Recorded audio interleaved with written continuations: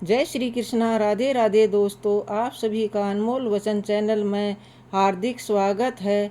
आज लेकर आए हैं राखी बंधन की एक सत्य घटना। राखी बंधन की सत्य घटना। राहुल की बहन रमा की शादी को 6 साल हो चुके थे। शादी के बाद वो हर वर्ष राखी, तीज, भैया दूज और कभी कभी यूं ही मायके आ जाया करती थी। माँ को उसका आना हमेशा अच्छा लगता था। घर जैसे फिर से चहक उठता था। लेकिन अब सब पहले जैसा नहीं रहा। राहुल की पत्नी पूजा पिछले कुछ समय से बहन रमा की इस आने जाने से परेशान थी। एक दिन जब रमा बच्चों के साथ आई और अगले दिन चली गई, पूजा ने श्याम को राहुल से बात शुरू की। आपकी बहन जब भी आती है घर अस्त व्यस्त हो जाता है। बच्चे तो जैसे युद्ध के लिए आते हैं। टीवी का रिमोट तोड़ गए, पर्दों को भी गंदा कर गए और खाने का खर्चा भी अलग से बढ़ जाता है। ये सब बातें सुन रहा था राहुल, लेकिन राहुल चुप रहा। पूजा की बात जारी रही। और आपकी माँ तो जैसे कोई एनजीओ चला रही हो, सब कुछ अपनी बेटी को देती है। कभी साबुन की पेटी, कभी सर्फ का डिब्बा, चावल दाल, सब कुछ छुपाकर पैक करके देती है आपकी बहन को। आपकी बहन के लिए ये घर है या कोई खैरियत सेंटर नहीं। राहुल का चेहरा सख्त हो गया। अंदर कुछ चुभा लेकिन शब्द नहीं निकले। पूजा का लहजा नकुला था। राहुल ने अपनी माँ से बात की। माँ, आप हर बार बहन को इतना सामान क्यों देती हो? हम खुद मुश्किल से घर चला रहे हैं। पूजा को भी ठीक नहीं लगता ये सब। माँ ने बस इतना कहा, वो तेरी बहन है राहुल, ज़रूरत में है। कुछ नहीं बोलती लेकिन आंखें सब कुछ बता देती हैं। बस माँ हूँ, थोड़ा बहुत सामान उसको दे देती हूँ। राहुल ने सिर झुका लिया। वो समझता था कि माँ कुछ जानती है जो वह नहीं जानता। माँ सब कुछ जानती है बहन के बारे में, लेकिन बताना नहीं चाहती। लेकिन बात यहीं ख़त्म नहीं हुई। कुछ दिन बाद रमा 2 दिन के लिए फिर घर आ गई। इस बार उसका छोटा बेटा आरव साथ था। आरव ने गलती से टीवी का रिमोट गिरा दिया और वो टूट गया। राहुल को गुस्सा आ गया। माँ, अब बहन को बोलो कि यहाँ सिर्फ भैया दूज पर आया करें। हर बार का नाटक अब बर्दाश्त नहीं होता। रमा कमरे में ही थी। उसने सब कुछ सुन लिया। वो चुप रही, कुछ नहीं बोली। शाम होते होते उसने अपने बेटे का हाथ पकड़ा और कहा, चलो बेटा, मम्मा का मायके अब शायद मम्मा का नहीं रहा। राहुल ने पीछे से कुछ कहना चाहा लेकिन शब्द गले में अटक गए। अगले दिन माँ ने राहुल के हाथ में एक चिट्ठी दी। रमा ये छोड़ गई है। राहुल ने चिट्ठी खोली। भैया, मैं समझती हूँ कि हर घर की अपनी सीमाएं होती हैं।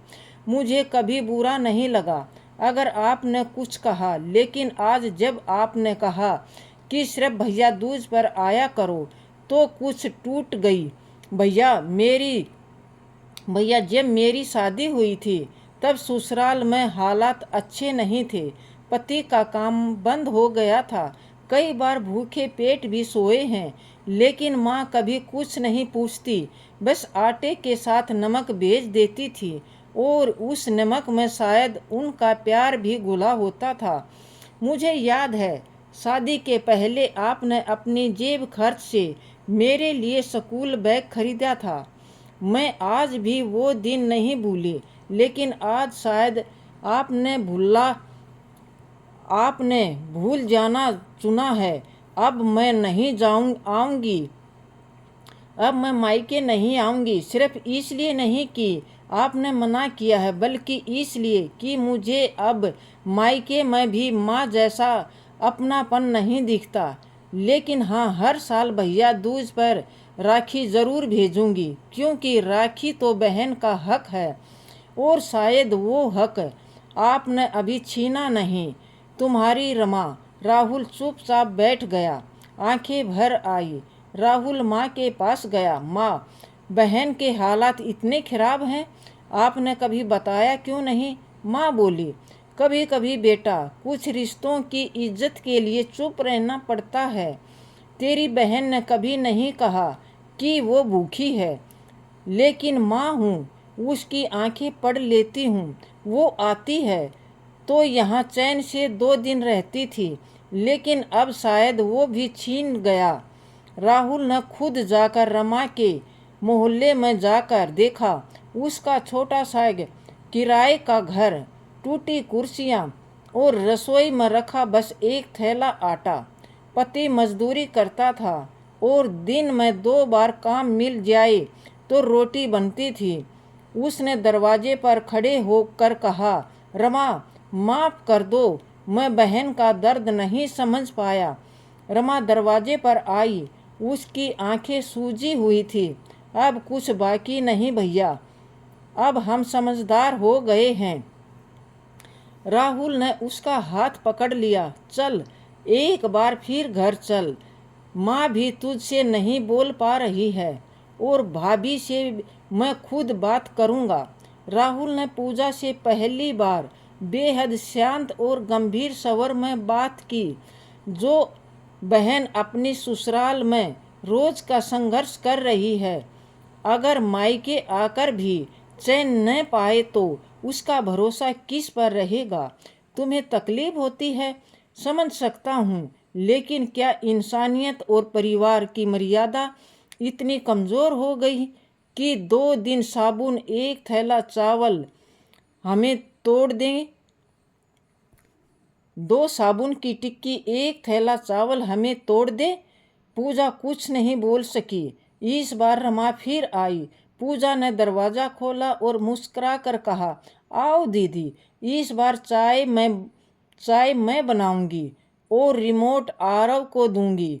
गिरा भी दे तो कोई बात नहीं, अब अपना ही घर है ना। रमा मुस्कुराई। उसके बेटे की आंखों में भी चमक आ गई। राहुल ने माँ की ओर देखा। माँ की आंखों में आंसू थे, लेकिन खुशी के थे। रिश्ते तोल से नहीं, समझ से चलते हैं। बहन कभी बोझ नहीं होती, वो हिस्सा होती है जो मायके को घर बनाती है। मायका सिर्फ एक जगह नहीं, एक एहसास होता है। अगर बहन वहाँ डरने लगे तो समझ लो दीवारें खड़ी हो गई। जब ये स्टोरी लिखी तो मेरे खुद के रोंगटे खड़े हो गए थे। बहन का वो खत पढ़कर मेरी ऐसी ही और भी कहानियों को पढ़ने के लिए मेरे चैनल को फॉलो करें। दोस्तों, ऐसी नई नई कहानियाँ सुनने के लिए और देखने के लिए हमारे चैनल को सब्सक्राइब कर लीजिए, जो आपके जीवन में कुछ नया करने के लिए प्रेरित करता रहेगा। दोस्तों, आपको ये वीडियो कैसी लगी? पसंद आई हो तो लाइक करना, दोस्तों के साथ शेयर करना और कमेंट बॉक्स में जय श्री कृष्णा, राधे राधे अवश्य लिखना। धन्यवाद दोस्तों।